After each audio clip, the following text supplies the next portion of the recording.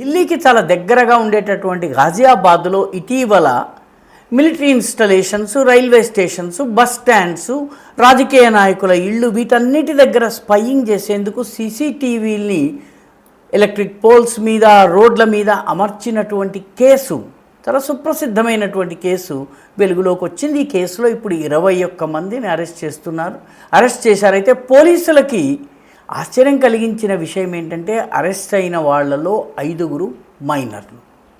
వీళ్ళ మీద చట్టపరంగా పెద్ద యాక్షన్ తీసుకోవడానికి వీలుండదు.